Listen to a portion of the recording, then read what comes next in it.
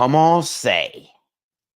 That's the nothing personal verb of the day for Friday. Thank God it's Friday, March 29th, 2024. That's French for to begin, as in opening day. Who had a good day yesterday? It was raining so much in the Northeast. Very disappointing that only 26 teams played yesterday. I love it when all 30 play. And we had to wait till 3 p.m. for the first game. A lot of things went on yesterday, and I want to go piece by piece to give a tiny bit of perspective before people lose their minds thinking one way or the other, which I'm 1,000% guilty of. Winning opening day is amazing. You lose your first game in extra innings and you feel despondent. Nah, you're fine, Miami. It's fine. But I got to start with the Dodgers. It wasn't really their opening day. They're calling it the home opener. Ohtani cheered, standing ovation. Remember, fans at the end of the day, they don't care too much about the outside distractions. The Dodgers won a ring. They're happy to have their shiny new toy play at home, looking at the top of their lineup in a full Chavez Ravine. And I'm looking at the Dodgers and I'm watching Betts and then Ohtani and Freeman.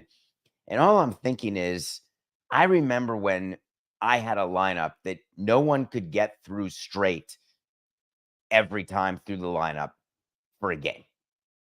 I remember a lineup where you're not going to go a donut in the top 3 spots of your lineup ever. Now, last year, the Dodgers lost to the Diamondbacks because Betts and Freeman went 1 for 21 in the divisional series. It's going to be very hard to have Betts, Freeman, and Ohtani go 1 for 32 in a divisional round series. The reason that you have Betts, Ohtani, Freeman in that order, when you're putting your lineup together, it used to be that you wanted your best hitter, get your power hitter hitting cleanup. All right, now your best hitter hits third. Analytics got together and said, have your best hitter hit second. If you look at lineups and box scores around baseball, teams' best hitters hit second. I always had a disagreement with that. With no analytic background other than math, with no baseball background other than baseball cards, I love the math of my best hitter hitting first. And people say, but that makes no sense. You have the people on the top of the lineup get on base. Then you have the middle of the lineup drive them in. And my view is, I want the best people hitting as often as possible. And no one gets as many plate appearances as someone at the top of your lineup. Mookie Betts, the combination of power, speed, great leadoff hitter. Clearly, they view Ohtani as their best hitter. Did you see what he did? He hit a double in his first at bat. Everyone's cheering. And then he ran right into an out, Vladimir Guerrero style. People were looking to criticize. You got to look up. Look for your third base coach. Look to see whether Mookie's in front of you running. All I know is my takeaway from the Dodgers game: 1, the Dodgers top of the lineup, good. 2, if Miles Mikolas is your opening day starter, you have a problem. And you know I love you, St. Louis. And you know I even chose the Cardinals to win the division. I'm not sure why. So I'm watching the first game, and it's the Orioles leading off the season. Corbin Burns has the first pitch against the Angels. And I found myself, opening day is a strange day for me. I just did the math, Coca, and we've now passed the midpoint. I was in Marlins Park in 12, 13, 14, 15, 16, 17. 6 years at Marlins Park as team president. Now it's been 18, 19, 20, 21, 22, 23, 24. This is the 7th year that I've been gone. No more blaming me. 7 years gone. I'm thinking about opening day and all the anxiety of it and all the excitement of it. You bring in an ace like Corbin Burns. Yes, the same Corbin Burns who was hurt with his arbitration in Milwaukee. Milwaukee trades him, takes the mound. Everyone's excited. There's a new owner in Baltimore who had taken over the day before. Corbin Burns gives up a home run to Mike Trout in the first inning. And I'm thinking Mike Trout is looking at this lineup And he's saying to himself, it's Groundhog Day. I'm going to have an MVP type season. I'm going to stay healthy. I'm going to make an absolute boatload of money, and I'm going to win 70 games again. What is it about players, some players? Do you think it's bad? I was thinking about this yesterday, Coca. I think it's bad when a player doesn't care about winning. And Mike Trout is a good guy, actually. Pretty normal, which doesn't happen every day. He's got a no trade clause. Is it that the Angels wouldn't trade him or that he was too comfortable with his family in Los Angeles? And do I blame him for not wanting to leave his home and be with his family and stay in Anaheim? Or do I believe that a player should want to go somewhere and at least attempt to win during his prime? An unpopular family values opinion. You've got a limited number of years when you can win a ring. You can't be satisfied being rich, being a family man, and winning 70 games. Criticize me all you want. I think you could be a good father and win a World Series. It's not as though you are taking your child away for 10 years. Let's say your prime is another 4 years, 5 years.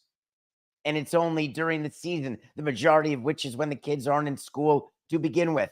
Yes, the kids have summer activities and camp and baseball and football and tennis, whatever. Do you think Trout goes home and just doesn't care? Is he Anthony Rendon? Did he look at the top of his lineup and say, Anthony, I'm just like you? No, Trout is not like that. Having Anthony Rendon at the top of that lineup made me sick. He shouldn't be an Angel. He should have been released.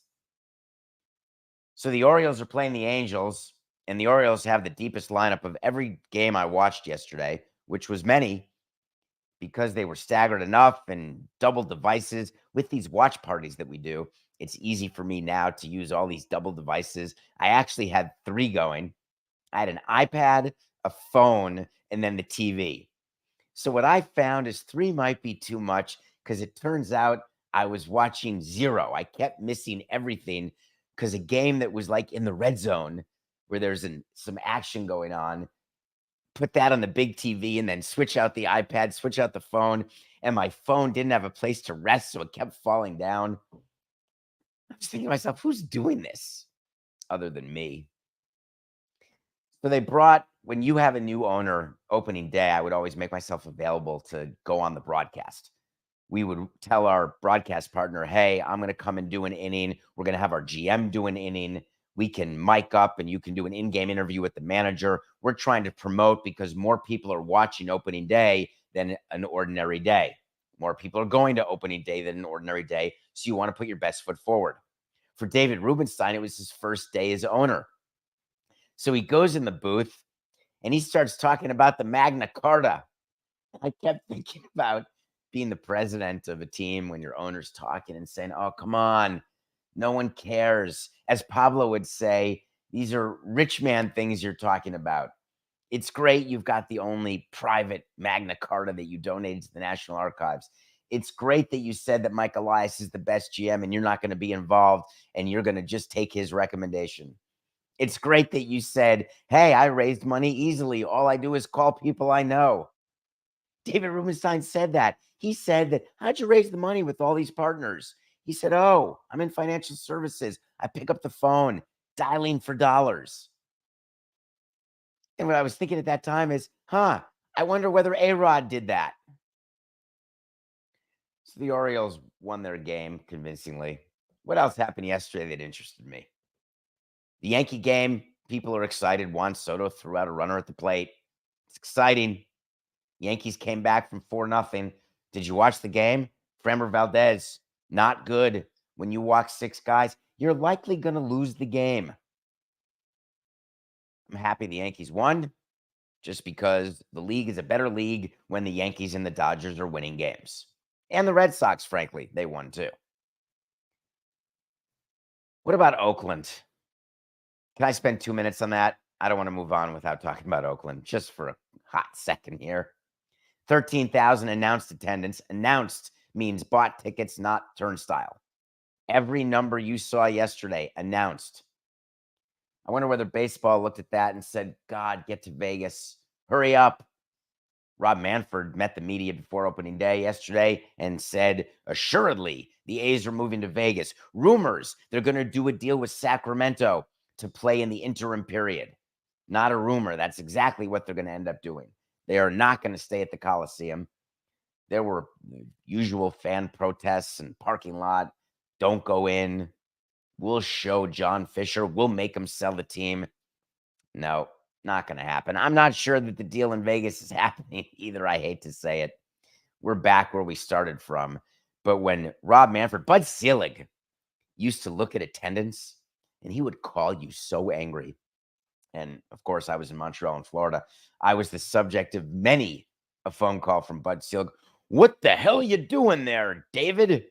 Bud, we're selling as many tickets as we can. What do you want me to do? Do more. Do better. That's what he always say. He always had a pencil. He would literally be keeping track of attendance at each ballpark and then adding it up with his calculator, seeing where he was, comparing it to last year. That was the beginning of the commissioner's discretionary fund to buy tickets. That's how that all started. Little nugget there. The commissioner's office would give every team money to buy dollar tickets to give to people so paid attendance would look like it was going up, up, up. Go back in the 2010s when attendance was going up, up, up. That was the reason. I wasn't the only person making up attendance, I promise you. Believe me, Tampa does not make up attendance. It was always a subject of great consternation. 25,000 people for opening day. The thing is in Tampa that concerns me greatly is that Stu 4869, we're live. Hi, my name's David Samson. Okay, we're good. Let's keep going. 38 minutes to the weekend, baby. Stay with me. I do appreciate your time. Stu Sternberg does a press conference, Ted Leonsis style, announces a done deal in St. Petersburg. The excitement. He has the commissioner stump for him, saying, oh, there's a lot of changes in St. Petersburg. It is an amazing place. All this great development. It's totally different than what it used to be. They're staying in St. Petersburg. They're building this amazing facility. 25,000 for opening day for a team that always wins. What do you do if you're managing and not Kevin Cash style? Like if you're the president of that team, what do you try differently? You rationalize. That's what I always did. Rationalize. In a new ballpark, it won't be like this. Oh, we're going to win in a new ballpark. We're going to sell out. We're going to draw the 32,000 a game, even on a random Wednesday in the middle of the dog days of summer. But opening day, 25,000, not good, not good. But the worst thing that happened on this opening day, for sure, is if you're a Cubs fan. Justin Steele was dialing. That was our pick of the day. We had the under in the Cubs. I can't remember who they were playing. Coke, I'm having a minute here. Can you assist me, please, in my right ear? Rangers, thank you very much. Wow. Nate Eovaldi was pitching against Justin Steele. We had the under 8.5. And Justin Steele, when you're watching opening day or any game, it really doesn't matter to me. I viewed game 40 the same way I viewed game 1, the same way I view game 120. Even if we're out of it by August, I'm still watching every game as a team executive, and I just don't want a player to get hurt. And one of the things that you look for, sometimes there's the running first to third, you pull up lame, hamstring, sorry. Sometimes you dive for a ball, Hanley Ramirez style, and your shoulder gets taken out of its joint. It happens. Sometimes a guy throws a pitch, grabs his forearm or his elbow, walks off the field. It happens. You don't know it. You see it, and then it happens. Or it happens, and then you see it. But there's other plays that just look wrong from the beginning. And I remember the feeling of watching a play develop the way that Justin Steele comebacker did for the Cubs when he awkwardly fielded it and tried to get the ball to first base for the out, and then he immediately grabbed his hamstring. Everyone can act as calm as they want, but Justin Steele is out with a hamstring injury. He's the Cubs' best pitcher. The Cubs do not have the type of depth that can withstand an opening day starter loss, although I could easily argue there's not one team.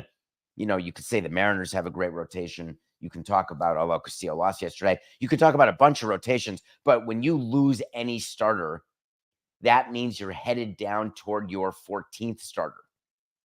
Remember what we talked about, that every team needs 14 starters to get through a season. My hope always was that you only need 7. In an amazing world, you need 5, and that everyone stays healthy and productive. If you're down to 10 to 14, it's not just injury, it's also lack of productivity. So you're a bad team and an injured team when you go that deep. But opening day, losing your starter like that, it's so deflating. And of course, Craig Counsell has to put a positive spin on it. Everyone does.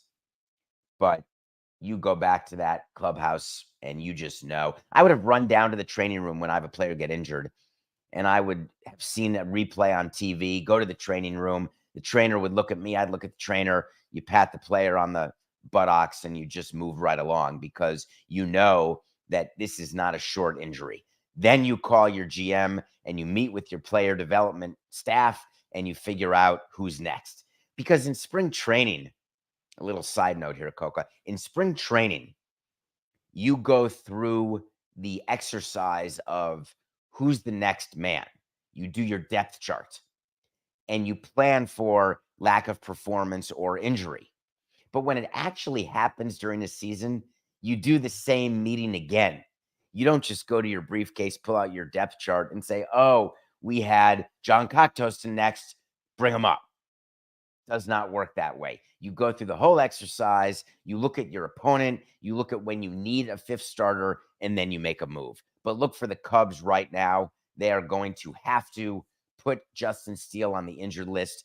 Hamstrings for pitchers are brutal because if you screw up your hamstring, it can screw up your shoulder and your elbow. So you got to wait for it to heal.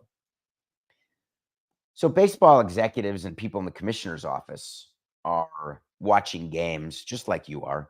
They're watching for different things. I always said that the baseball eye is different than the audience eye.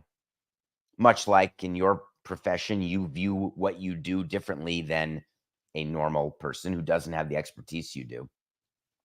One thing that baseball does is when they change the rules, they're studying the impact of that change.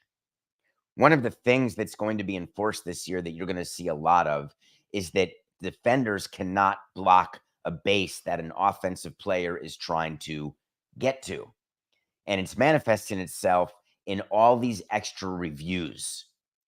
So runner from third trying to score, they're immediately going to the review. They put their hand on their ear. It's the equivalent of the challenge flag in basketball or in football, or the timeout in basketball. Major league managers put their hand to their ear.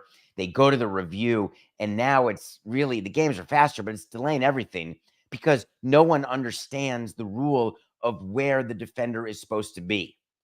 And the reason why that matters is players spend a lot of time learning footwork, and the footwork tells you how you turn a double play. It tells you where you stand and what your feet are doing when you're receiving a throw for an attempted stolen base, when you're the shortstop or second baseman.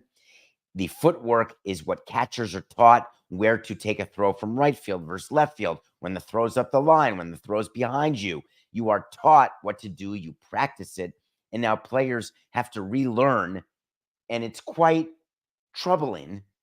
So MLB takes a look at all of that, and they'll look at it over time, and they'll study it, and they'll decide if a rule's good or not good. And that's what they do with the pitch clock, studying who's in violation, who's not, etc. So the frustrating thing about it is this interim period is clumsy.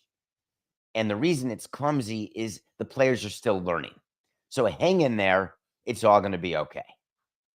What's not okay with me is my frustration over the replay system in general, where my vote always was on the competition committee. I wanted replay whenever possible for every play, as long as it was 30 seconds maximum.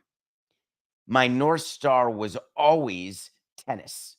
Either the ball's on the line or it's not, and we find out very quickly. That Rangers-Cubs game had a play that blew my mind. It is not reviewable if an umpire does not call a foul tip because he doesn't see it, or more importantly, they're taught to hear it. Then it's not a foul tip, and that's it. It's either a pass ball or a wild pitch. Go look at the replay of the Ranger-Cubs game when the Cubs scored to take the lead on what was called a wild pitch by Leclerc, but really was a pass ball by Heim, who let the ball just sit there while he argued it was a foul ball, and the Cubs scored a run. It was like Little League because no one was going after the ball, and the runners kept going. On replay, it was a clear foul ball, which means dead ball. Explain to me why we don't have that as review. When we were sitting in the competition committee, John Sherholtz, the father of replay, always used to say, we want the human element in the game. We don't want the review. It wasn't intended to see if the runner's foot comes off the bag by a quarter of an inch while stealing second. And I would always say, why not? Tell me why we wouldn't try to get every play correct, and every play correct quickly. Silence. Crickets. I will again raise my hand and ask, if you've got the technology, get the call right. I don't care about the umpires union. I don't care about not wanting to show up an umpire or them not wanting to be wrong. Get the call right. That was a foul ball.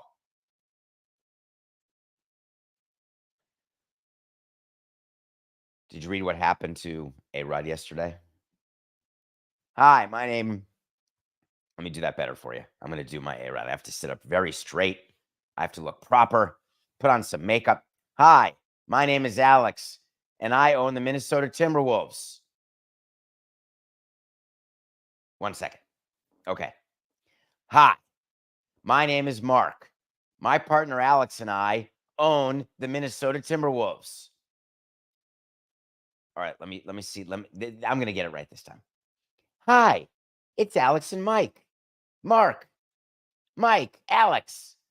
I thought we were going to own the team, and then all of a sudden the team's not for sale. But we had the money, but everyone thought we didn't have the money. Everyone always thinks I don't have the money, but of course I have the money, just like I didn't do any PEDs. Did you see the news? Glen Taylor took the Minnesota Timberwolves and the Minnesota Lynx off the market, quote unquote. Let me explain. In the transaction that we discussed yesterday, when Alex Rodriguez was getting 20% of the team to start, that was called a step transaction, an installment transaction. The final installment is always the most important because the final installment is when you get to be the general partner. Marc Lore and Alex Rodriguez had until March 27th or March 31st, whatever date you want to choose, it doesn't matter, to give the final $600 million over to Glen Taylor to get the final 40% to bring their total ownership share to 80% and become the majority owners and control people of the Minnesota Timberwolves. One of the issues is that they've had a hard time meeting the deadlines previously, but they've always either gotten an extension or found a way to fund whatever installment they were doing. Glen Taylor was getting increasingly frustrated because he had sold in 21 at a number of 1.5 billion, knowing that the team was now worth 2.5 billion. So we explained to you why Glen Taylor may be a little upset. We explained to you why we thought Alex could get money. He couldn't borrow money. They're at their limit, but could get money. But you have to offer the team at the lower valuation that you have it at and let those new partners get that increase the way you have. What we did not see coming, wink, wink, what we had no idea would ever happen, wink, wink, is that Glen Taylor would release a statement. Under terms of the purchase agreement, the closing was required to occur within 90 days following the exercise notice issued by Lori and Rodriguez, blah, blah, blah. That 90-day period expired on March 27th, 2024. Under certain circumstances, the buyer could have been entitled to a limited extension. However, those circumstances did not occur. The Timberwolves and Lynx are no longer for sale. Mic drop. A-Rod and Marc got the tweet, and they said, uh-oh, we need a statement right now. What do we do? Let's call A-Rod's crisis people. They've always been good with PR. So here's what they came up with. We are disappointed with Glen Taylor's public statement today. We have fulfilled our obligations, have all necessary funding, and are fully committed to closing our purchase of the team as soon as the NBA completes its approval process. Horse hockey. Glen Taylor's statement is an unfortunate case of seller's remorse that is short-sighted and disruptive to the team and the fans during a historic winning season. Let me stop you right there, PR people. Don't point out the fact that you're actually competitive and say that's historic. Just leave out the historic. And also, I'm not sure the fans give a tinker's damn. It's very disruptive to the fans. When they go to the games and watch the team, they're like, wait, is it Glen? Is it Alex? Who owns the team? I feel so disruptive, I'm not going to buy beer. It's such a silly thing to say in a statement, isn't it? But here's what's even sillier. If the transaction had closed as contemplated, Glen Taylor would have been Alex's partner. Now he's upset, frustrated, angry, scorned. Sound familiar? So he's lashing out. Sound familiar? Remember the time when he sued the commissioner? I wonder whether there are lawyers on retainer who are ready to sue for specific performance. That means I don't want your money, Glen. I want your team, especially at 1.5. And then Glen is going to say to Alex, I have an idea. How about if you pay 2.4? We'll compromise.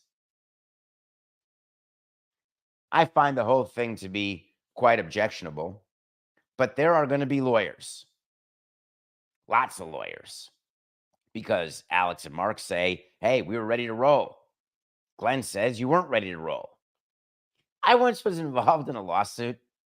Can I go off the subject here, Coco? We're going audible time. With the two following words, basically finished.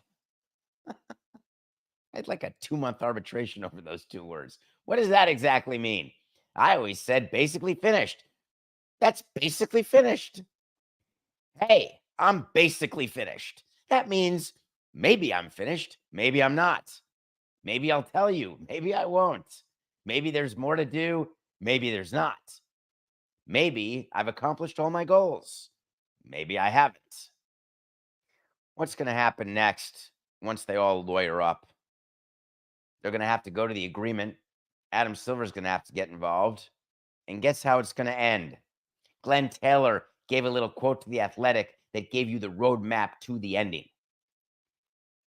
We're just saying we had a contract with you guys. You've had your time, and this is the end of the contract. And we're just going to go on running the way we've been run. Okay. This is going to end with A-Rod making an increased offer above the 1.5. And Glen Taylor saying, you know what? I didn't quite like your public statement. You can keep your 40%. That's what they own. They're still limited partners. But I'm going to sell the control piece to somebody else. I wonder exactly who they would sell it to. Mark Cuban, maybe. He's in the market to buy a team. What did he just sell his team for, Coca? To the Edelsons? Was it like $3.5 billion? Glen Taylor's team is not worth what the Mavericks got. It's worth more than what the Orioles got. I'm going to say that this is a transaction that will happen at the valuation of 2.5. You know what? I'm going to do a full wait to see here. How about that? Wait to see is when we tell you something's going to happen. If it does, great. If it doesn't, Fine. We'll revisit it. The Minnesota Timberwolves will be sold by Glen Taylor for an enterprise valuation of greater than $1.5 billion. Wait to see. When we come back, we're going to review a movie. I watch a movie every day, and then we're going to get into something that did happen before Tampa played that I need to give you an update on one of their players. Do me a favor. Stick around. 20 minutes to go till the weekend.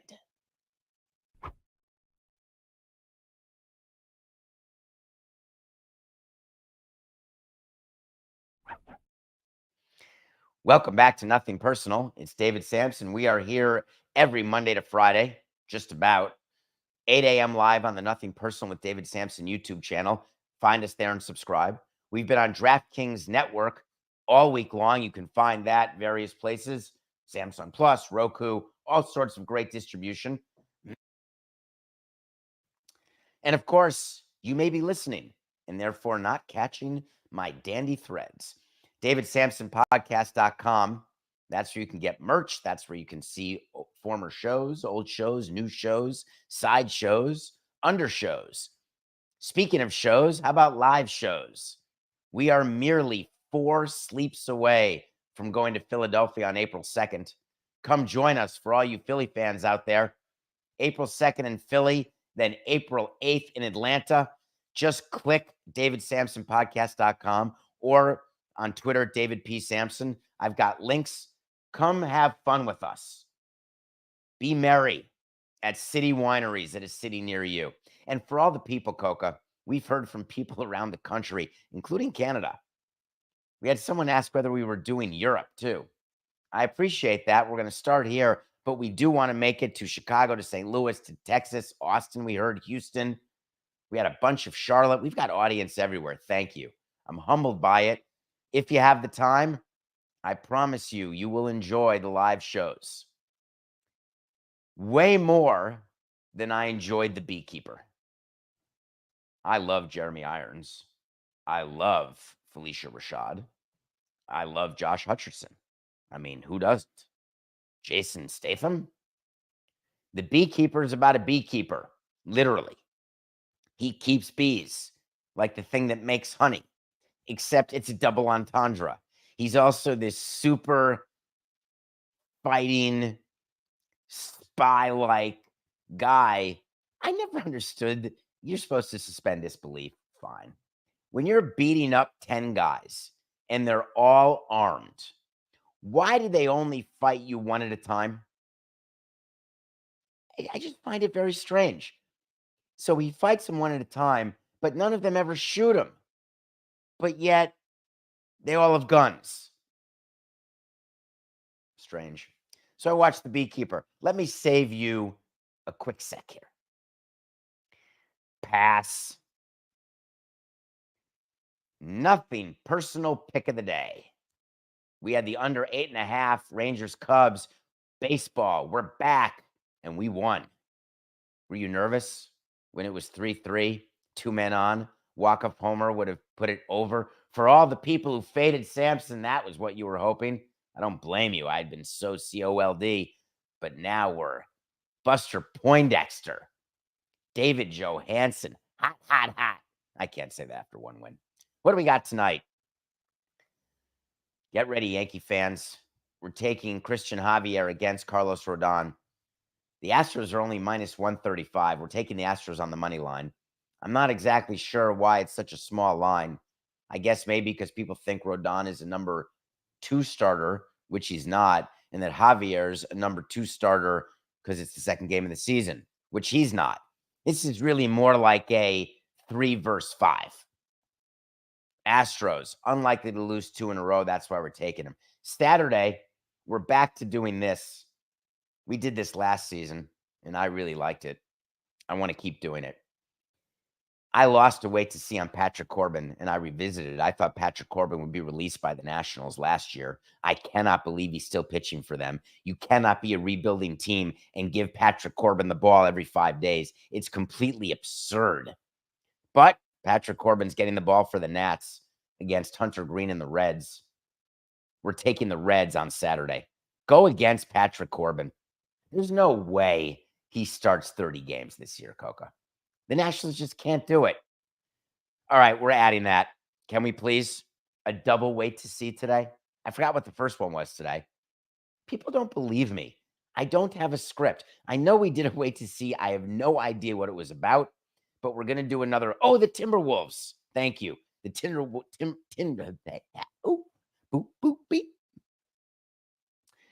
And 4,869. We had one wait to see of the Minnesota Timberwolves selling for more than $1.5 billion again. Our second wait to see is on Patrick Corbin. If you can find anywhere a way to wager that his game started will not start with a 3, find it. Do it responsibly. It's risky, of course. Patrick Corbin is going to get released by the Nationals this year. I'm re-upping the wait to see.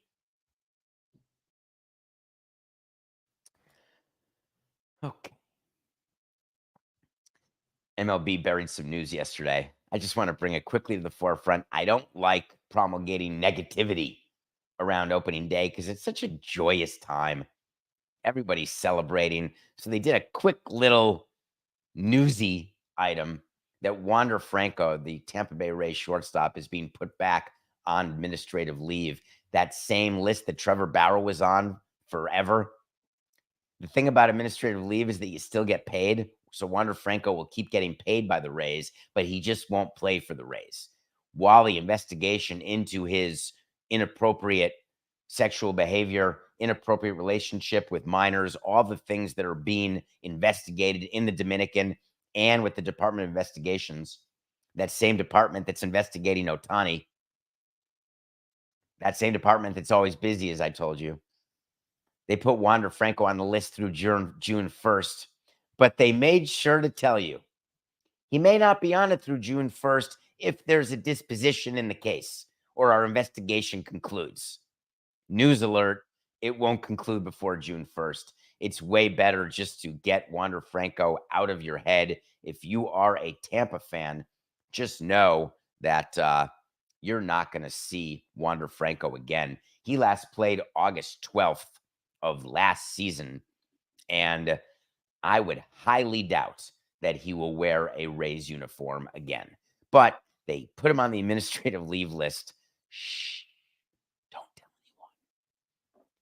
Sometimes you do quiet things. Sometimes you do things loudly with statements and press conferences.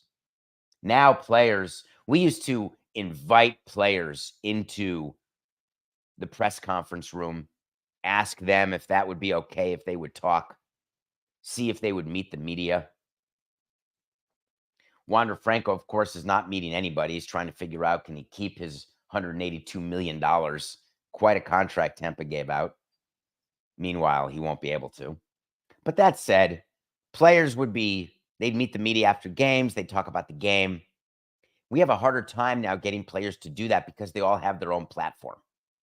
And it's way better if you've got something to say, don't give it to a beat writer.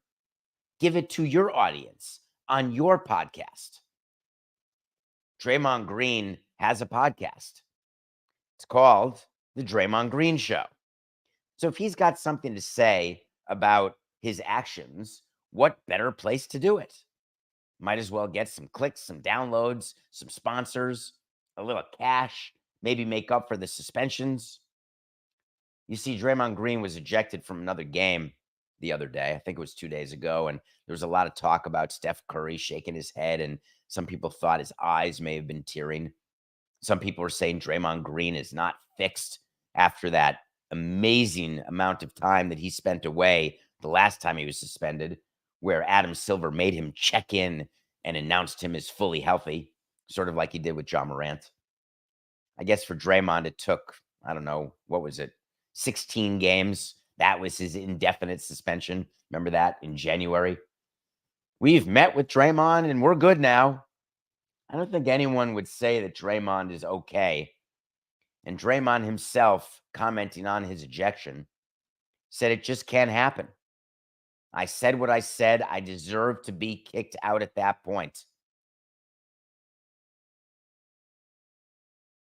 So listen, a little piece of advice here for players and for management, for team presidents, for anybody.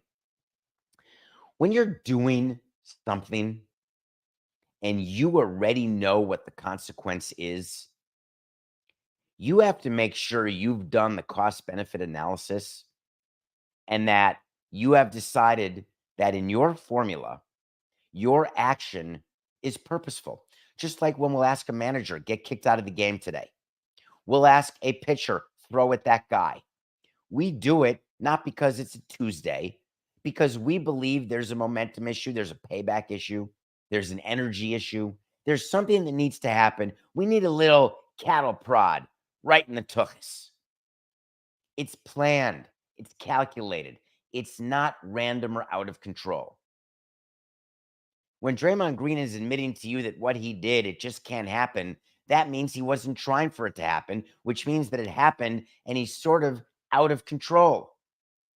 That ought to concern the front office of the Warriors. It ought to make Steve Kerr say, uh-oh.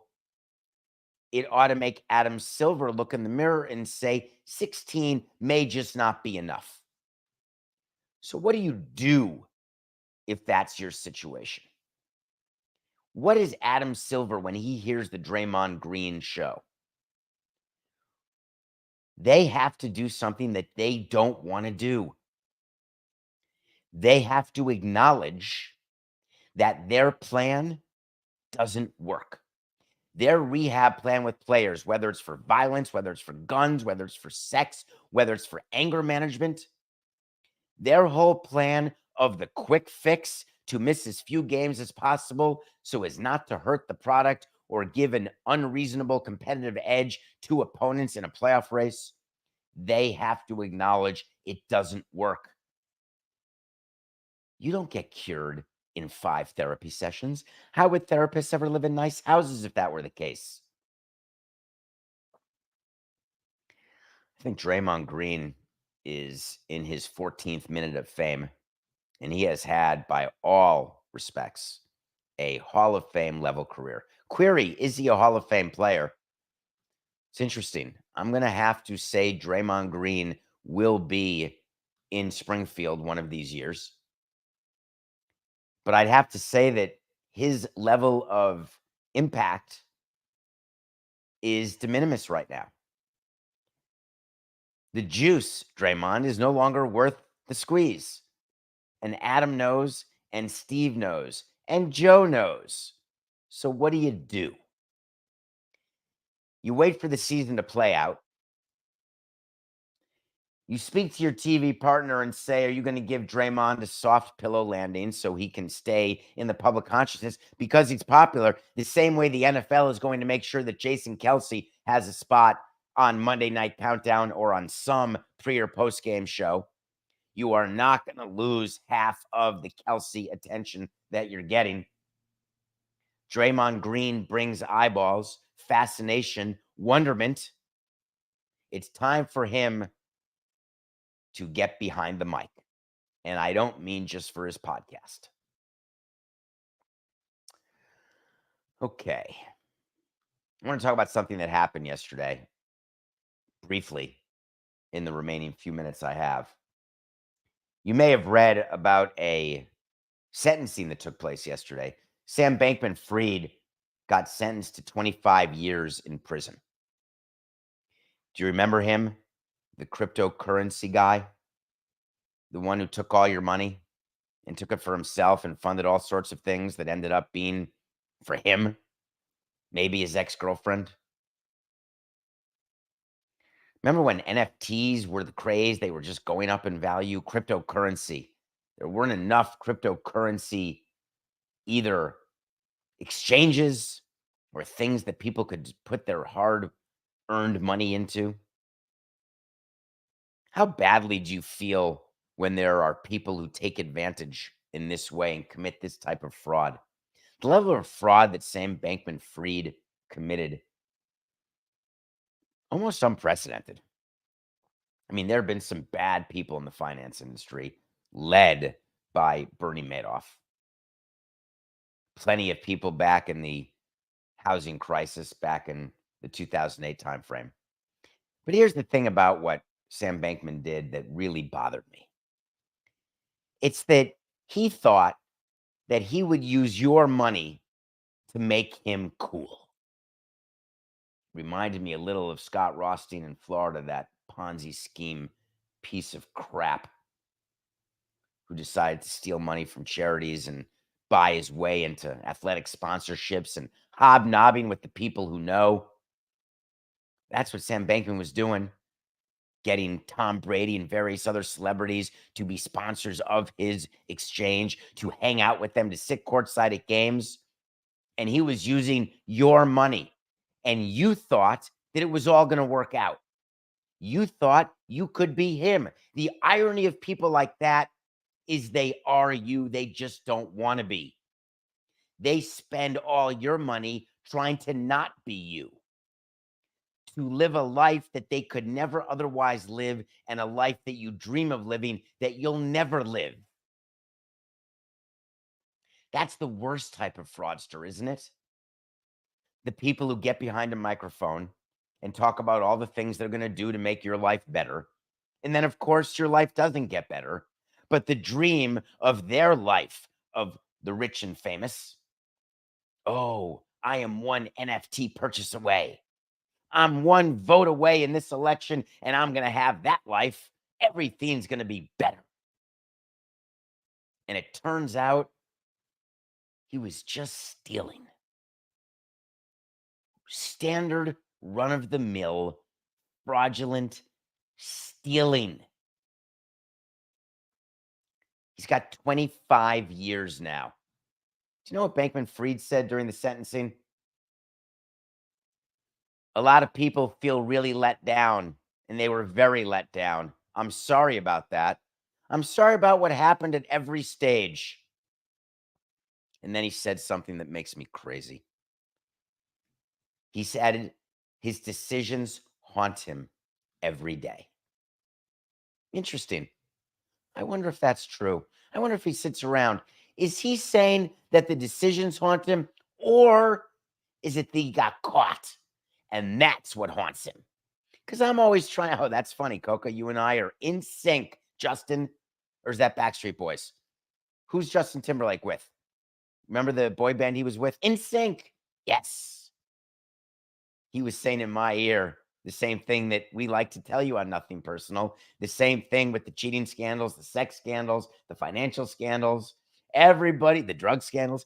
Everybody's super sorry once they get caught. And then they're addicts. So Sam Bankman actually stood up there and said, I'm haunted. I think what actually haunts him is that it turns out he's still the same loser he always was. Whether he was rich, whether he was poor, whether he was free, or whether he was jailed. You can never get away from the man in the mirror. You can try myriad ways. You can do steroids. You can go work out. You can do anything to assume a different personality. But you got to deal with your own issues. What is it that makes someone think that they can take your money and use it for themselves? Is it ego? Is it desperation? I came up with this. I think I know what it is. I think it's just flat out delusion. When you are doing what Sam Bankman-Fried did, it doesn't even occur to you, forget that you won't get caught. It doesn't even occur to you that you're doing anything wrong. You're so delusional that you take other people's money, you spend enough time with Tom Brady, and you think you're them. And it reminds me of a story I was told early on in my baseball career. You can hang out with players all you want. You can hang out with movie stars all you want. You will not be a player. You will not be a movie star. It's phenomenal advice, actually. And it started the trend toward my tagline. It's just business. Enjoy your weekend. Let's be careful out there. We'll be back Monday. This is Nothing Personal.